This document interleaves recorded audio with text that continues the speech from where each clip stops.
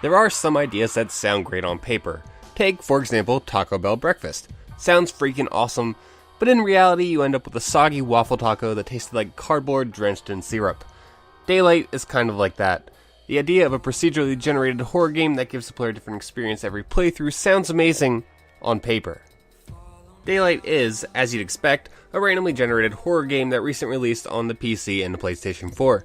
Developed by Zombie Studios and published by Atlas on PS4 and Guy Studios on PC, Daylight really sounds like an intriguing premise. Wandering the halls of a randomly generated hospital, following only the light of your camera or some glow sticks, it'll be a unique experience every time you play it.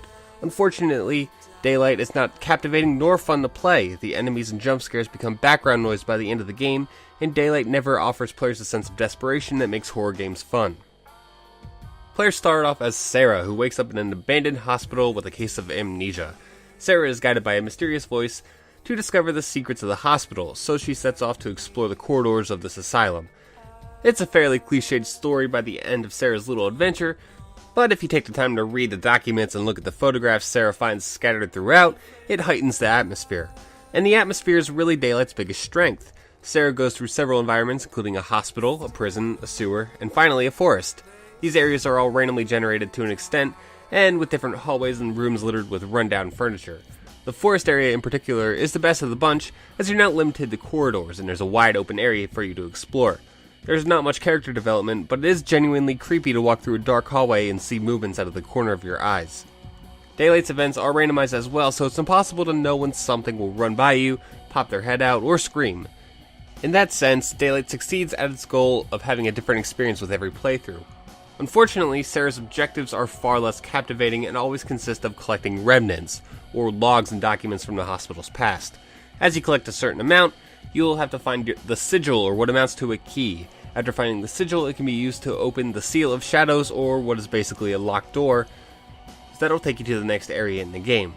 That's it. 90% of Daylight consists of running through hallways looking for remnants so you can open the door, and the other 10% consists of looking at the map on your phone to make sure you didn't miss any pathways. To add to the repetitive nature of the objectives, the remnants are usually in one of two places. They're either pinned on a wall or in some sort of box or filing cabinet.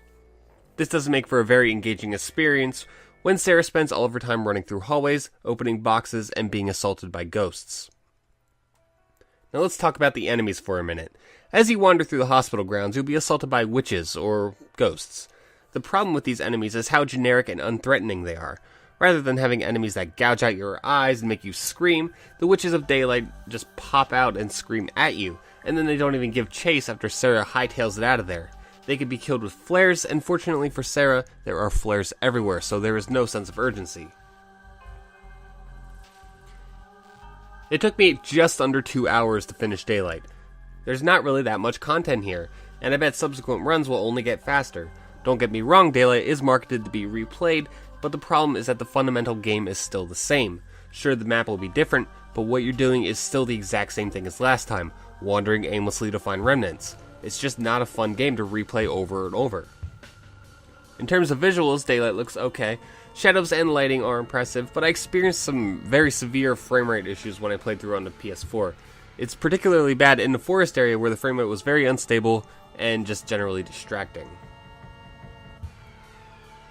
I simply can't recommend Daylight.